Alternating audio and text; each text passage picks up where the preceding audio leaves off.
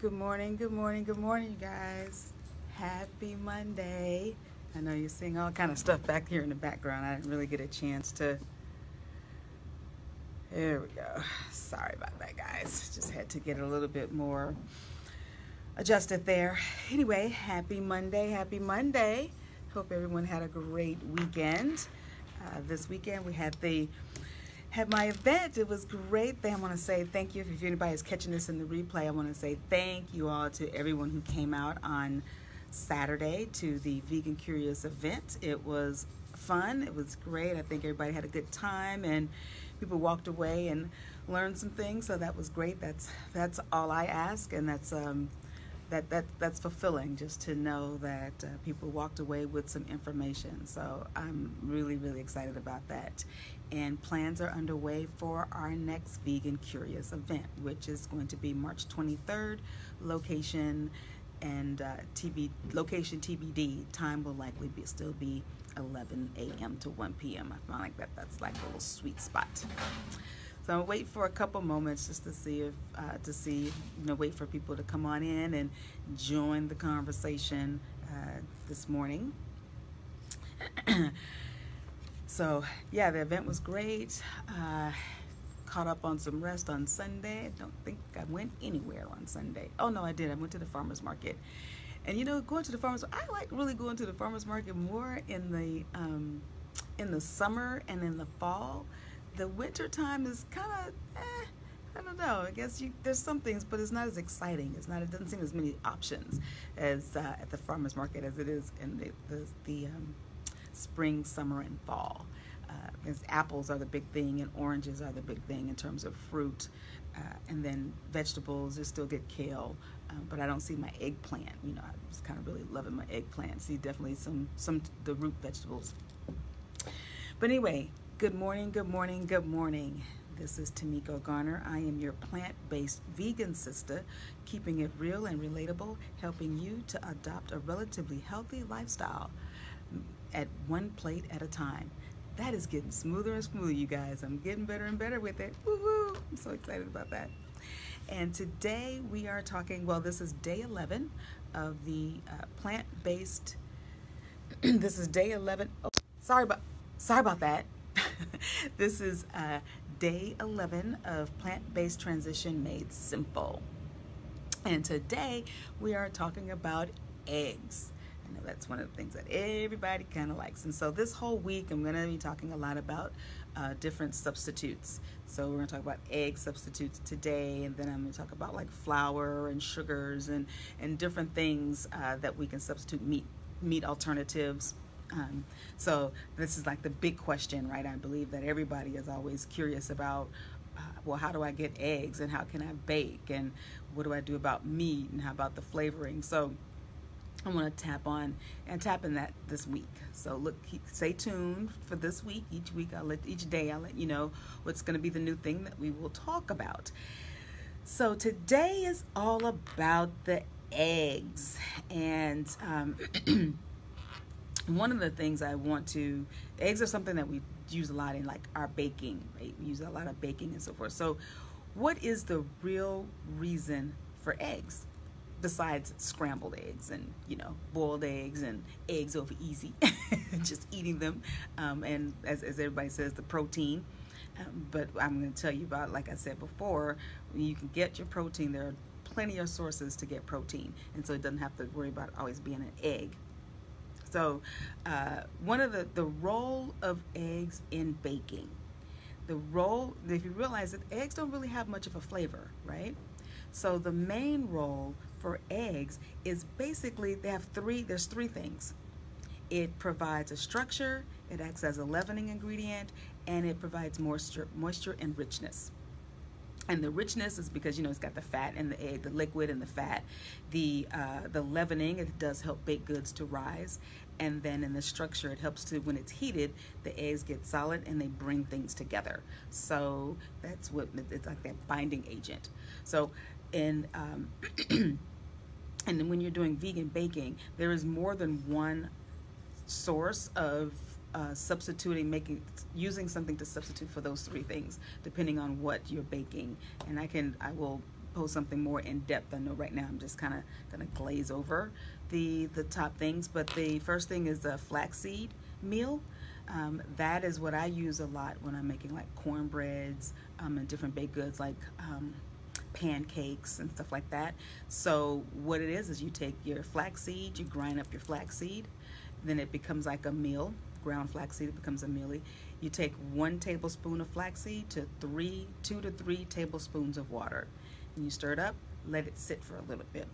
And what that does is it helps you to bind, because things to stick together. So that's why the flaxseed is there. Now, one thing that the well, they call it flags, flaxseed egg. One thing that it doesn't do is it doesn't trap air like eggs do.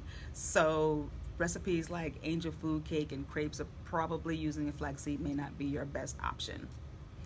The next option you can use are chia seeds, and they work great as a substitute.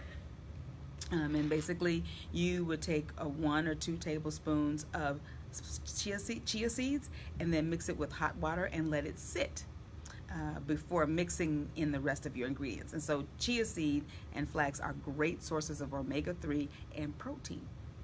Okay.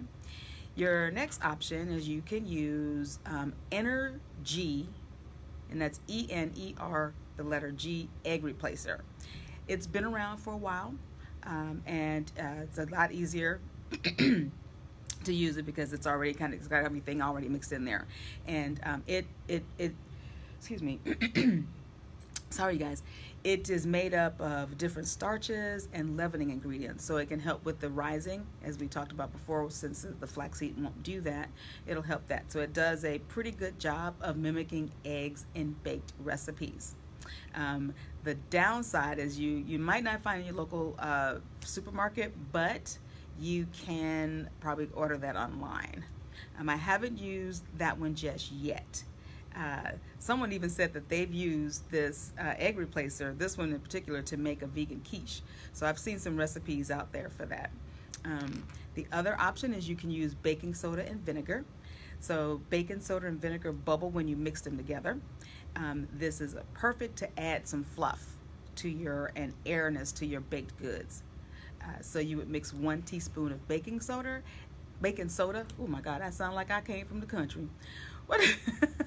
1 teaspoon of baking soda with 1 teaspoon of white vinegar to replace 1 egg. And in a pinch, you can also use apple cider vinegar if you don't have white vinegar. Just may add, you might be concerned about the taste, so to your food. Another option is silken tofu, and these add the moisture, because tofu has a lot of moisture in it, so that's what this is going to do. It not only adds the moisture, but it also adds your protein, right? And I know some people are staying away from soy, so this may not be your option if you are reducing your soy intake. But it's great for stuff that has density, like brownies, as opposed to cakes. So you want, this, because, it's going to be a little bit more dense. And the recipe calls for like baking soda and baking powder, then the tofu will work. So if you are, if it's a recipe that you're using, that you're baking something and it's got baking soda and baking powder, then the tofu will work great with that. Another great thing is applesauce or mashed bananas. Yes, I said applesauce or mashed bananas. Now applesauce will add you that sweetness. Hey, whoever just joined me. So the applesauce and the mashed bananas, they act a lot like the silken tofu. And they're already a leavening agent, since the eggs add the moisture. So unlike the tofu, they are, which is flavorless, the applesauce and your bananas are going to add a little flavor, right? It's going to add a little bit of flavor, it's going to add a little sweet. So you might want to use the bananas in something like banana nut bread, or apple spice cake, or pancakes, right? Because you want like a little bit of that. So you would use a 1/4 cup of applesauce, or a mashed banana, 1 mashed banana to substitute for an egg. Okay. Let's see. And the last one, you can use arrowroot. Now, arrowroot is one of these cool little things that I really just discovered. You can also use it for making gravies. Yeah. So instead of flour, you can also use arrowroot, which is interesting. And it comes. I've had some recipes that do that. But it's a starch. and it acts as a binder in recipes for baked goods as well as foods like puddings. So keep in mind that it won't leaven your baked goods. So in other words, it won't rise, but you will get the binding in there. So this will be great. You can use arrowroot if your recipe calls for baking powder and baking soda. So you use it for the binding purposes only. And you use 2 tablespoons of arrowroot powder in place of 1 egg. So these are some tips that you can use for doing your eggs with baking. The other thing is, now what I have seen on YouTube, I've seen people like making a fried egg, and I'm gonna send a picture of that. But they've actually used a fried egg where it's got the white and the yolk.